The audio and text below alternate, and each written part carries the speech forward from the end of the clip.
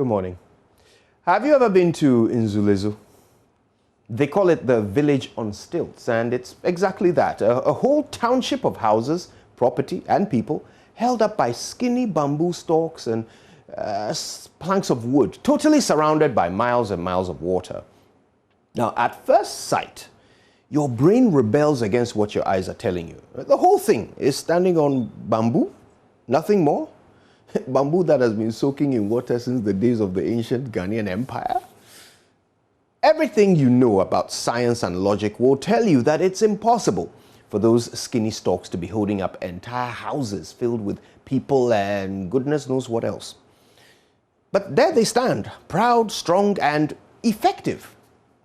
Now, the science is actually pretty simple. There are lots and lots of them, and they work together to spread the weight of the houses and keep them steady for years and years. That's it, really. Loads of them working together to achieve the same purpose. Not massively complex if you think about it. The people of Nzulezu themselves operate on pretty much the same principle.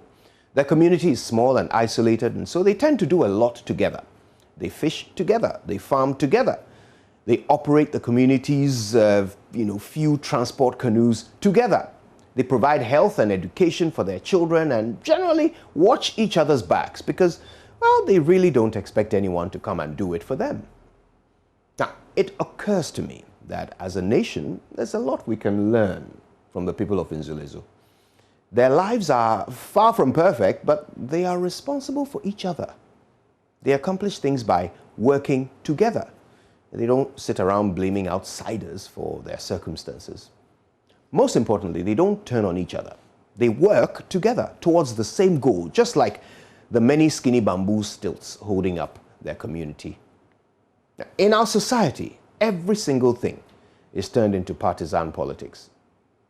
You wake up in the morning, your lights are off, and this is somehow a reason to start insulting a political party, either for causing the problem or for not solving it when they were in power. You don't have water. And some political party is to blame for this, not the pipelines that are over 100 years old, not the people who have built on waterways making maintenance impossible. No. Why blame them when you can blame your party, right?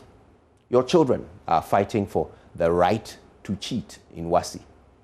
And it's not because they didn't learn, no. It's not even because the teachers didn't teach them well. No. It's because the wrong party is in power, right? Or the previous administration didn't do enough about education, right?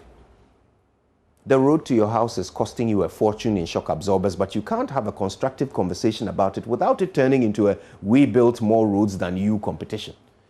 Seriously, who cares? Will any of that point scoring fill the potholes for you? Oh, in our time we recorded the lowest number of armed robberies. How is that supposed to make the poor pregnant woman who was robbed and sexually abused at gunpoint in an ambulance feel any better? Everything that happens to us, from corruption to coronavirus, is blamed on politics, just so that politicians can use them as excuses to insult and incite violence against each other. We so easily forget that we are all Ghanaians. We so easily forget that we all want the same thing, a better life. We all want our children to inherit a better nation. We all want better health, better education, better jobs, cheaper fuel, stable energy, a stronger currency, safer roads, better security, and perhaps fewer boot-for-booting, all-die-be-dying, private militia-owning female Supreme Court judge threatening gunshot at registration center firing politicians. We all want the same things. So when will we start working together to achieve our common goals? My dear friends, we're all bamboo stalks soaking in the water. The more of us there are standing side by side, shoulder to shoulder, the longer we can hold up our society. We don't have to agree on everything all the time, but we have already agreed on one thing, that we all want Ghana to work. So let's stand together, spread the weight, and hold our beloved country above the water. My name is JoyNews, and no matter who you are, if you love Ghana, then I'm on your side. Good morning, Ghana.